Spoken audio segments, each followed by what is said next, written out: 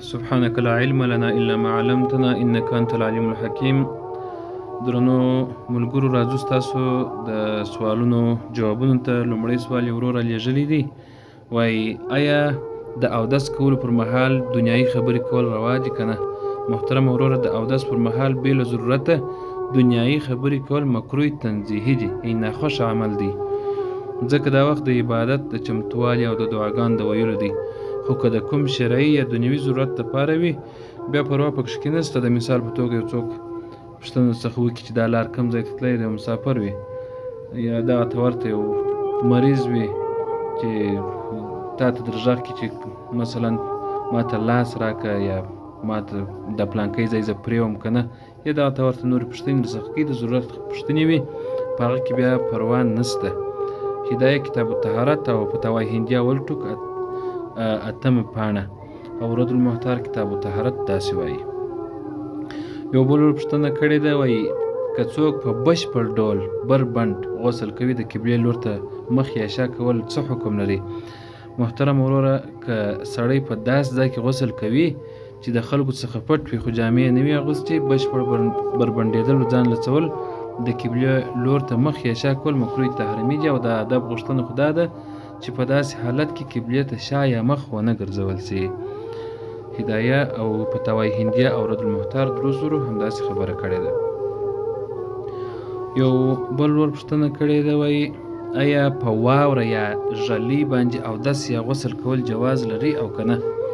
محترم وروره، که واوره یا ژلۍ داسې وي چې پر بدن د مسح کولو په څیر تېره سي او اوبه ترې وبهیږي او اوبه ترې بهېدونکې نه سي، فقط ماز باندې تېره سي، اودس او غسل نه باندې کېږي. او که واوره په لاس کې دومره ویلې سي چې پر غړو باندې، پر لاس، پر پښه یا پر مخ باندې تېره سي، لکه اوبه داسې باندې وبهیږي، سیلان وکړي، نو بیا خو بلکل اودس هم جایز دی، غسل هم چې سو غسل هم جایز سو. هدایه کتاب الطهارت فتاوی هندیه اول ټوک 24مه صفحه.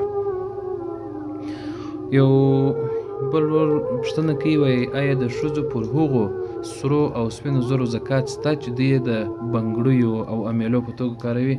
محترم وروره، د احنافو په نیز د ښځو پر ټولو سرو زرو او سپینو زرو باندې زکات فرض دی، هغه که د تجارت دپاره وي، که د ساتلو دپاره وي. چې دا پوښتنه هم په تېره ویډیو کې هم ښه مفصله جواب کړی، دلته تاسو کولی سئ چې ویې ګورئ. یو بل ورور سوال کړی دی، وایي که یو څوک په داسې مځکه کې لمونځ وکړي چې په زور د بل چا څخه غصب سوی وي، نو لمونځ یې صحیح کېږي او که نه؟ وروره، په غصب سوې مځکه کې لمونځ ادا کېږي او د فرضیت مسؤلیت د غاړې څخه لرې کېږي، لمونځ خو دې صحیح سو، خو د بل د حق د تلفولو او په پردۍ مځکه کې د تصرف له امله دا لمونځ مکروه تحریمي دی، یعنې سخت ناخوښه او د ګناه بار دی او ثواب یې کمیږي. هدایه کتاب الغصب احکام الغصب او فتاوی هندیه اول ټوک 110مه صفحه. یو بل ور سوال کړی دی، وایي آیا مقتدي ته پکار ده چې د امام تر شا په جهري یا سري لمانځه کې سورة فاتحه ووایي؟ یعنې امام جماعت درکوي، ته د شا د خوا چې مقتدی یې پسې ولاړ یې باید ته الحمدلله پسې ووایې او که نه ووایې. محترم وروره، د حنفي مذهب په نیز مقتدي ته د امام تر شا د سورة فاتحه یعنې الحمدلله یا بل هر سورت لوستل مکروه تحریمي دي، د امام قرأت د مقتدي دپاره کافي دی. مقتدی باید په جهري لمانځه کې غوږ ونیسي او په سري لمانځه کې پټه خوله پاته سي. هدایه کتاب الصلات باب القراءت او فتاوی هندیه اول ټوک 82مه صفحه. یو بل ور سوال کړی دی، وایي که یو مسافر امام په لمانځه کې ودرېږي، د مقیم مقتدي لمونځ د هغه تر شا څنګه کېږي؟ مخکې خو موږ بل سوال چې کړی و هغه دا ډول و چې کوم وخت چې امام مقیم وي، مقتدیان مسافر وي. اوس برعکس محترم وروره، مسافر امام په 4 رکعتیزه لمونځ 2 رکعته کوي او سلام به ګرځوي، تر سلام ګرځولو وروسته به مقیم مقتدیان پورته کېږي او خپل پاته 2 رکعتونه به بېله قرائت یوازې سبحان الله په اندازه به قیامه کوي، په درېدو سره دونه اندازه به درېږي، په دا رقم خپل لمونځ پوره کوي. امام ته مستحب ده چې تر سلام وړاندې وروسته مقتدیان ته وایي چې خپل لمونځونه پوره کوي. موږ مسافر یو، زه مسافر یم، خپل لمونځ مو همداسې پسې پوره کوي. هدایه کتاب الصلات باب صلات مسافر او فتاوی هندیه اول ټوک 142 صفحه. یو بل ور سوال کړی دی وای که څوک په لمانځه کې په قصدي توګه او بې له ضرورته ټوخی وکړي. دا سوال یو چا د بلجیم را لېږلی دی. وای ټوخی وکړي لمونځ یې ماتېږي او که نه؟ محترم وروره، که ټوخی د غږ د سمولو یا امام ته د غلطۍ د وریادولو دپاره وي لمونځ نه ماتېږي، پروا نشته پکښې کې. خو که بې له کوم عذره او ضرورته په قصدي ډول داسې ټوخی وکړي چې توري یا حروف ترې جوړ سي، لمونځ یې چیش کېږي، لمونځ یې بیا پاسېږي. هدایه کتاب الصلات باب ما یفسد الصلات و ما یکره فیها او فتاوی هندیه اول ټوک 101 صفحه. او بل ور سوال کړی دی، دا ورور فکر کوم چې د بلغاریا څخه وایي. زه سوال در لېږمه، وایي په کوم ډول خوب سره اودس ماتېږي او په کوم ډول سره نه ماتېږي. وروره، که څوک ناست وي او میکاده یې په مځکه باندې کلکه لګېدلې وي او ویده سي اودس یې نه ماتېږي. خو که پر اړخ باندې څملې یا پر مخ یا پښې اړولې یې ویده سي یا په لمانځه کې داسې ویده سي چې راپرېوځي او داسې بیا چیش کېږي او داسې بیا ماتېږي. هدایه کتاب الطهارت نواقض الوضو او همداسې فتاوی هندیه اول ټوک 11 صفحه. یو بل ور پوښتنه کړې ده، دا شخص د لندن څخه دی، شیر احمد د لندن څخه. وایي که یو څوک مړ سي او د ژوند روژې یا لمونځونه ترې پاتې وي، وارثان یې څه باید وکړي؟ محترم وروره، که مړ شوی کس د خپلو پاتې لمونځونو او روژو د فدیې وصیت کړی وي، وارثان مکلف دي چې د هغه د مال د درېیمې برخې یعنې ثلث څخه د هر لمانځه د ویترو په شمول په ورځ کې 6 لمونځونه او د هرې ورځې یعنې چې ویتر ورسره یو ځای کړي خو نو بره 6 لمونځونه کېږي، او د هرې ورځې د روژې په بدل کې یو مسکین ته نیم ساع یعنې موږ ته په اصطلاح باندې نیم من غنم چې تقریبا 1.6 کیلوګرامه کېږي یا د هغه بیه پیسې یې ورکړي، نو بس غاړې خلاصېږي. هدایه کتاب الصلات باب قضاء الفوائد او همداسې فتاوی هندیه اول ټوک 125 صفحه. یو بل ور سوال کړی دی، دا شخص د کندهار څخه وایي د شارنو څخه مې دا سوال درته لېږلی دی. وایي که د تلاوت د سجدې آیات د موبایل یا تلویزیون څخه په ژوندۍ بڼه یا د ریکارډ په بڼه واورېدل سي، سجده سهو لازمیږي، سجده تلاوت لازمیږي او که نه؟ محترم وروره، که خبرونه ژوندۍ لایف وي او قاري تلاوت کوي، پر اورېدونکي سجده تلاوت واجبېږي.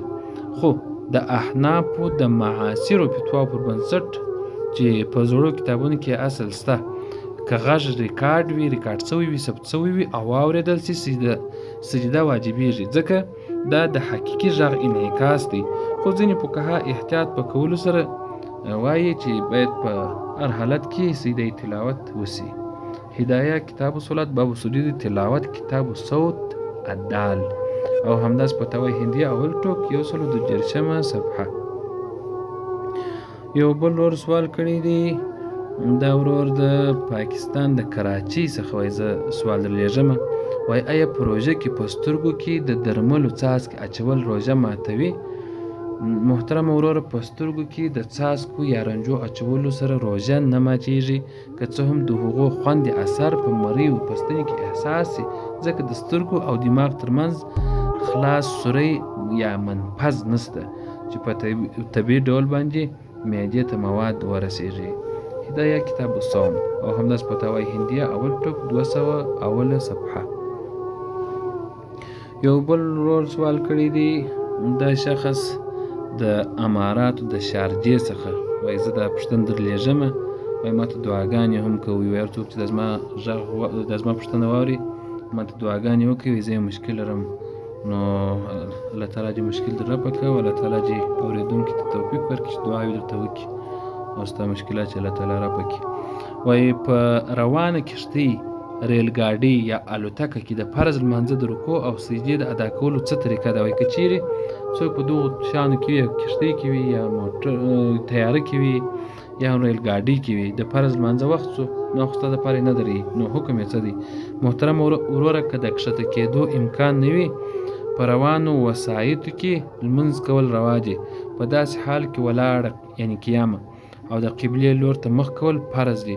که موټر یا کښتۍ وګرځي لمونځ کوونکی باید خپل مخ قبلې ته وګرځوي. که بې له عذره کښېني لمونځ یې نه ادا کېږي، لمونځ یې نه کېږي. هدایه کتاب الصلات باب الصلات سفینه یعنې هغه لمونځ چې په کښتۍ کې وي.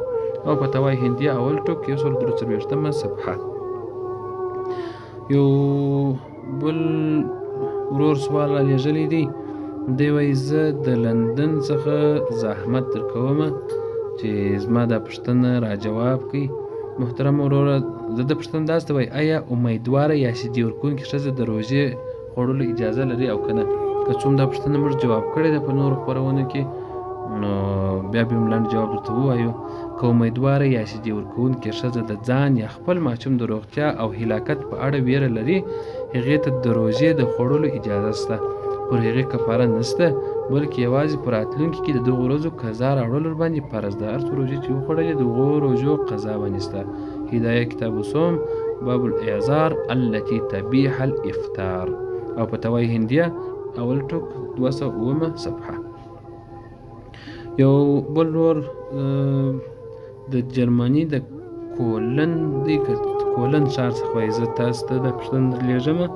وایي که یو څوک په خپله پیسې نه لري خو پور واخلي آیا د هغه حج سم دی؟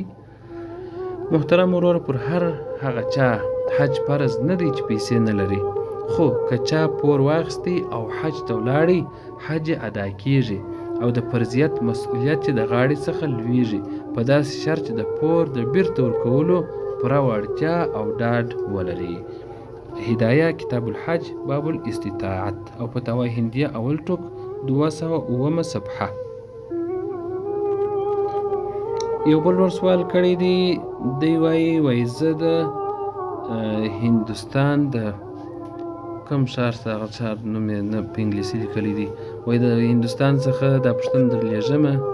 وایي که چیرې یو خاوند د واده پر مهال مېرمنې ته ووایي چې مهر نه ورکومه او ښځه هم راضي سي نو نکاح کېږي او که نه؟ نو مهر د نکاح د عقد د لازمي حقوق څخه دی.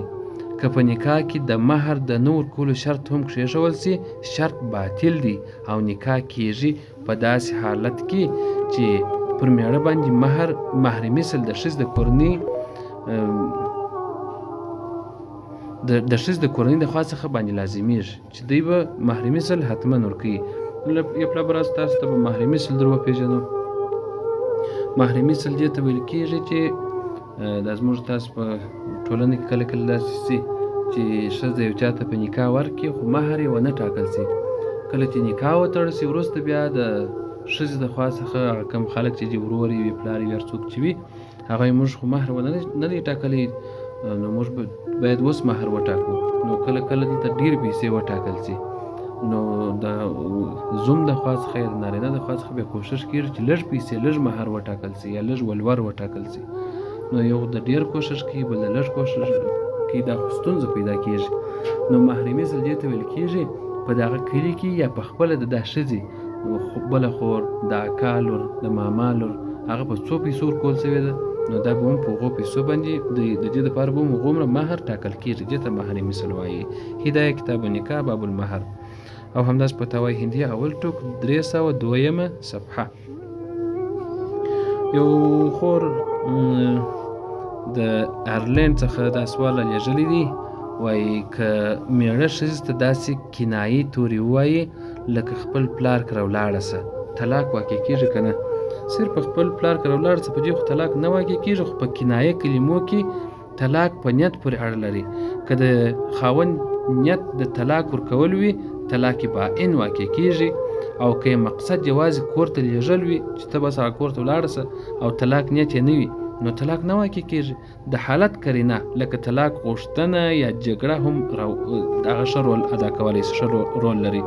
د مثال په توګه د خاوند او د مېرمنې په مابین کې جنجال سره راسي خاوند ورته وایي زه ولاړه سه د پلار کره ځي په داسې حالت کې خو ګوره قرینه موجوده سول او که بیا هم دا شخص وایي د خاوند وایي چې دلته زما هېڅ طلاق نه و مراد فقط دلته درد راغلی ما د پلار کره ولاړه سه مغزه مې مه راخرابوه نو په دې حالت کې هم طلاق نه واقع کېږي ځکه د ده نیت نه و. هدایه کتاب الطلاق باب الکنایه او همداسې فتاوی عالمگیري اول ټوک 394 صفحه. یو بل ورور سوال کړی دی، وایي زه د کابل څخه دا سوال در لېږم، آیا د مړو پر قبرونو باندې د پخو ودانیو یا قبه یا ګنبده او یا د چتونو جوړول شرعاً جواز لري او که نه؟ محترم وروره، د قبر پخول یا پر هغه باندې د زینت او فخر د پاره د ودانیو او چتونو جوړول دا مکروه تحریمي دي، خو که د قبر د نښې د ساتلو دپاره پرې لږ خاوره یا عامه ډبرې کښېښول سي بیا پروا نه کوي. تاسو د جنت البقیع ته ورسئ، مدینه منوره کې الله تعالی تاسو د ټولو نصیب وکړي چې هلته ورسئ. نو هلته پر هېڅ قبر باندې شګې نه دي هوارې. موږ پر هر قبر شګې و ډبرې هواروو، دا هلته نه هلته د خاورو قبرونه دي او ډېر کوچني وي، هغه یوه لویشت وي. دا قبرونه د مځکې څخه بیا لوړوالی یوه لویشت وي. دا یو. او بل پاخه قبرونه هلته نشته. زموږ په خلکو کې د پاخه قبرونه ډېر زیات رایج شوي دي. کوشش باید موږ وکړو چې دا قبر پر ده باندې پخوو، دا پیسې پسې خیرات کړو. خیرات د مړي دپاره ډېر فایدهمند دی. کتاب الجنائز دفن المیت هدایه داسې وایي او همداسې فتاوی هندیه اول ټوک 166 صفحه. یو بل ورور پوښتنه کړې ده، وایي زه د جلال آباد څخه دا سوال در لېږم، وایي د کومو حیواناتو غوښه په اسلام کې حرامه ده او معیار یې څه دی؟ محترم وروره، د هغو ټولو څارویو غوښه حرامه ده چې په داړې لرونکي وي، په داړو باندې ښکار کوي، لکه زمری، لیوه، پړانګ، سپی، پیشي او همدارنګه هغه مرغان چې په منګلو باندې ښکار کوي، لکه باز، شاهین او کارغه. د دغو غوښې چې دي حرامې دي. هدایه کتاب الذبائح او فتاوی عالمگیري 5 ټوک 289 صفحه. او د امریکا څخه زموږ تل اوریدونکی صالحي صاحب، سید محمد صالحي، هغه سوال رالیږلی دی، وایي که د انسان غاښ یا هډوکی مات سي، آیا د سرو زرو یا د پاکو څارویو د هډوکي کارول ورته رواج او که نه؟ محترم صالحي صاحب، د ضرورت په وخت کې د مات سوي غاښ د تړلو یا نوي غاښ د جوړولو دپاره د سپینو زرو او سرو زرو کارول د احنافو په نیز باندې رواج مشکل نشته، او د غاښ بندولو دپاره د سرو زرو تار کارول جواز لري. هدایه کتاب الکراهیت فصل فی لبس و زینت او همداسې فتاوی عالمگیري 5 ټوک 333 صفحه. یو بل معاذ احمد سوال رالیږلی دی، وایي زه د کندهار ښار د 8مې ناحیې څخه دا سوال در لېږم، وایي په بازار کې د غنمو یا نورو خوراکي توکو د بیو د لوړولو لپاره د هغو بندول یعنی احتکار څه حکم لري؟ د بعد مرغه نن سبا د احتکار ډېر زیات شروع دی، خصوصا په غنمو کې. غنم رانیسي ګرانۍ ته یې ساتي، نو دا ډېره سخته ګناه ده. احتکار د خوراکي توکو بندول تر څو په بازار کې قیمت سي یا قیمت یې لوړ سي او عامو خلکو ته تاوان ورسیږي، دا مکروه تحریمي دی او سخته ګناه ده.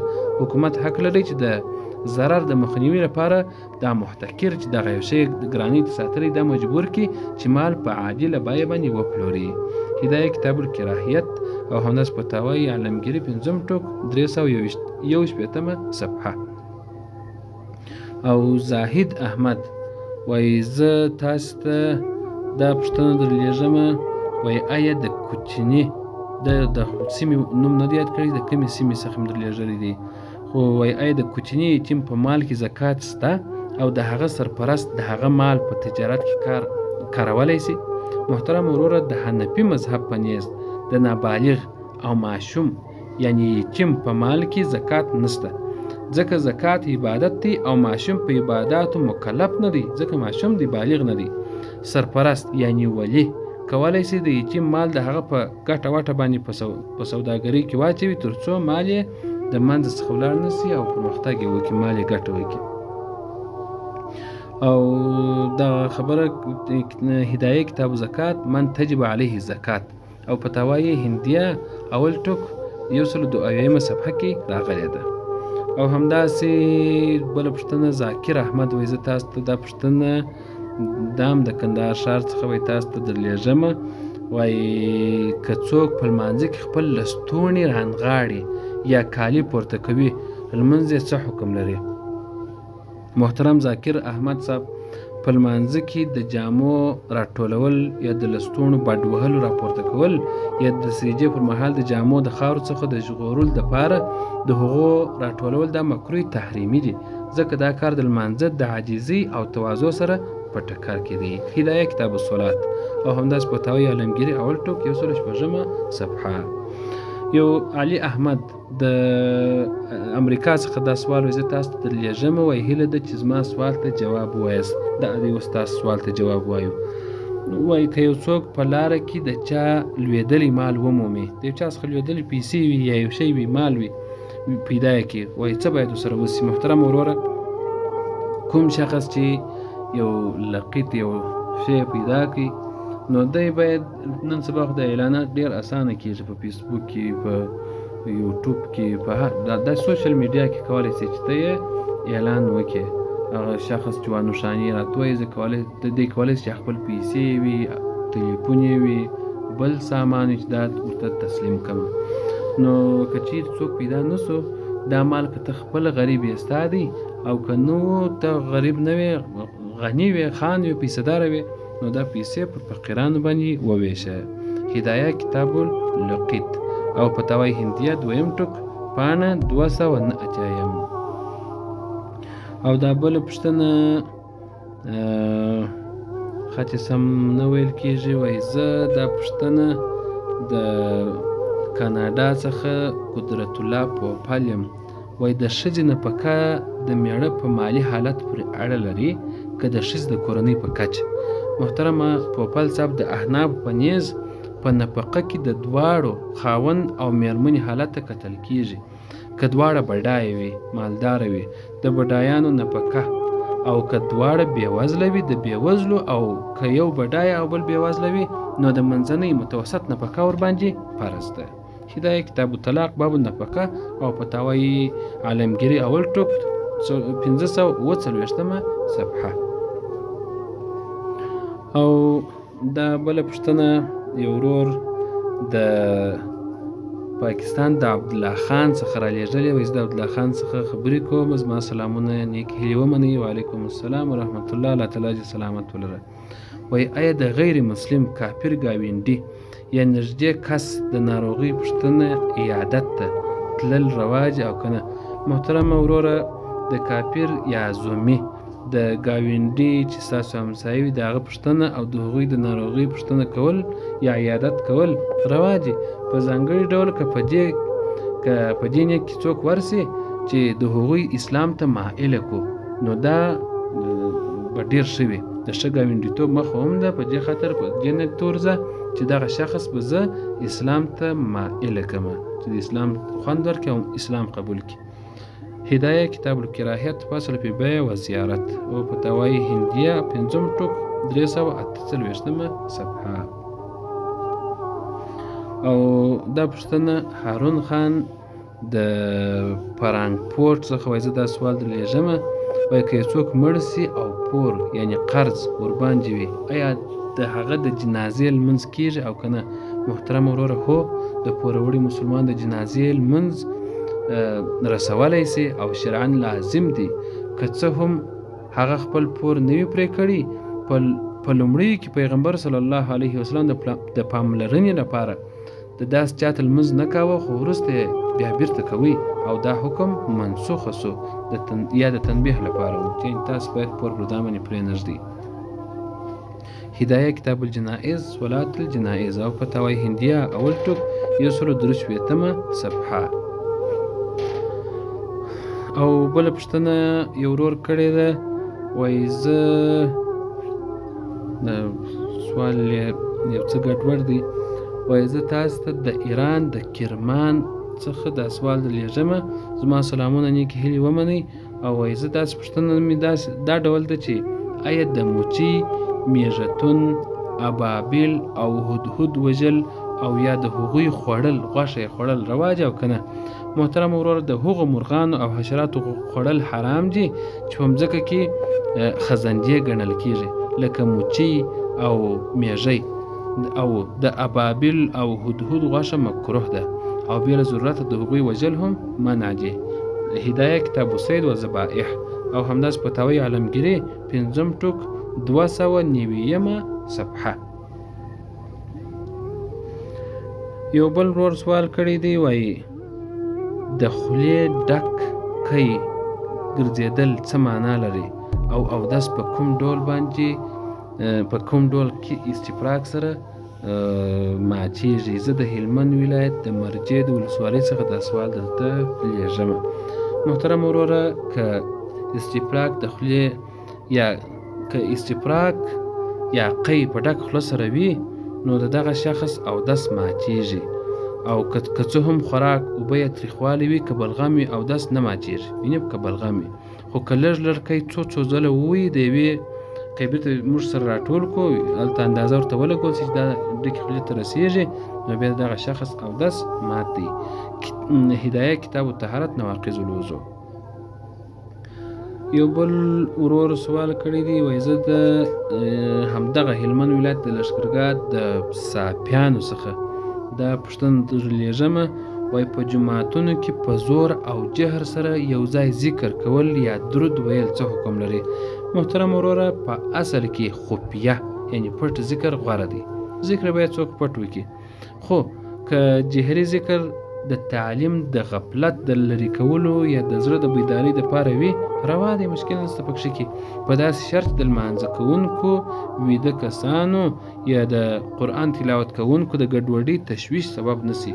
یو څوک بیدۍ ته په زوره ذکر شروع کړی دی، هغو ته تاوان رسېږي، یا څوک د قرآن کریم تلاوت کوي، یا څوک پر نفلي لمانځه ولاړ وي، ته په زوره ذکر کوي، که هغو ته ګډوډۍ پېښېږي نو بیا یې مه کوه. هدایه کتاب الکراهیت فصل فی الاستماع والقراءت، او همداسې فتاوی عالمگیری 5 ټوک 318 صفحه. نو ډېرو درنو قدرمنو اوریدونکو او لیدونکو، الله تعالی جل جلاله مو سلامت ولره. د نن ورځې د اسلامي شرعي پوښتنو او جوابونو خپرونه همدومره وه. الله تعالی جل جلاله دې تاسو ته توفیق درکړي چې تاسې خپله هم واورئ او د ملګرو سره یې شریکه کړئ، تر څو چې په دې ثواب کې تاسې هم زموږ سره شریک شئ. الله تعالی جل جلاله دې موږ او تاسې او ټول مسلمانان په جنت الفردوس کې سره ملګري کړي. موږ خواست کوو، دعا کوو چې الله تعالی جل جلاله دې موږ ته توفیق راکړي چې هره ورځ تاسې سوالونو ته جوابونه در ولېږو. که تاسې هم سوالونه لرئ، د دې په کمنټ کې راته لیکلی شئ. اول د واره خپل نوم ولیکئ، بیا ولایت یا ملک چې د کوم هېواد څخه تاسو سوالونه رالېږئ هغه راته ولیکئ، نو زه به انشاءالله ستاسې په نامه باندې درته ووایم. ځینو خلکو په خپرونې په اول سر کې چې ما نومونه ونه ویل، فقط یې سوالونه رالېږلي وه، نو ما فقط جوابونه ورته وویله. خو مد نظر هم اصلي دغه دی چې یوازې سوال و جواب وسي، چې نور څه پکښې کې رانسي، چې بیا خپرونه اوږده نسي او خدای نکرده پر اورېدونکي باندې درنه او اوږده نسي. نو نور وخت نه نیسمه. السلام علیکم ورحمة الله وبرکاته.